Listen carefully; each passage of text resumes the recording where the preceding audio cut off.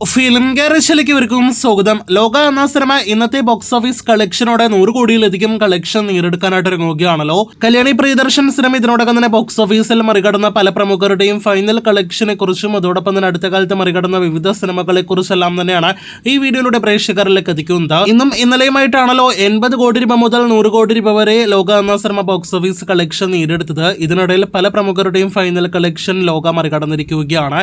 ദുൽഖറിന്റെ ഒരു മലയാളം സിനിമയുടെ ഏറ്റവും ഉയർന്ന വേൾഡ് വൈഡ് ഗ്രോസ് നേടിയെടുത്ത സിനിമയാണല്ലോ കുറുപ്പ്.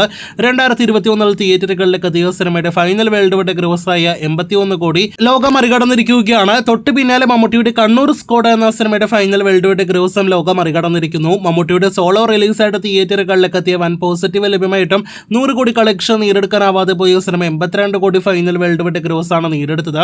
ആ കളക്ഷനും നിസ്സാരമായിട്ട് തൂക്കിയടിച്ച ലോക എന്ന സിനിമ കഴിഞ്ഞ വർഷം കല്യാണി കൂടി അഭിനയിച്ച വർഷങ്ങൾക്ക് ശേഷം എന്ന സിനിമയുടെ 83 കോടി 50 ലക്ഷം കളക്ഷനാണ് പിന്നെ മറികടന്നത്.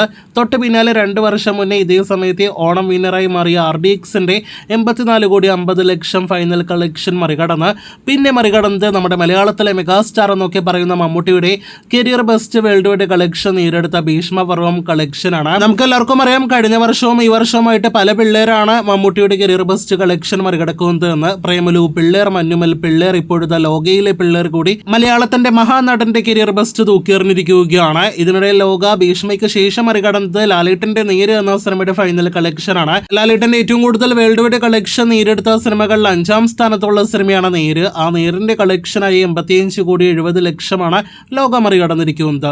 പിന്നെ മറികടന്നത് കഴിഞ്ഞ വർഷം തിയേറ്ററുകളിലേക്ക് എത്തിയ ഗുരുവായൂരമ്പല നടയിൽ എന്ന സിനിമയുടെ കളക്ഷനാണ്. പൃഥ്വിരാജിന്റെ സിനിമ 90 കോടി വേൾഡ് വൈഡ് ഫൈനൽ ഗ്രോസ് ആണ് നേടിയെടുത്തത്.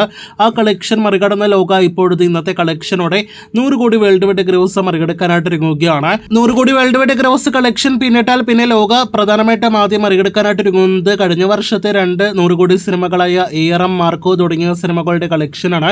അപ്പോൾ കാത്തിരിക്കും അടുത്ത ദിവസങ്ങളിലെ ലോകയുടെ വിവിധ ഇതുപോലുള്ള ബോക്സ് ഓഫീസ് നേട്ടങ്ങളുടെ വാർത്തകൾക്ക്.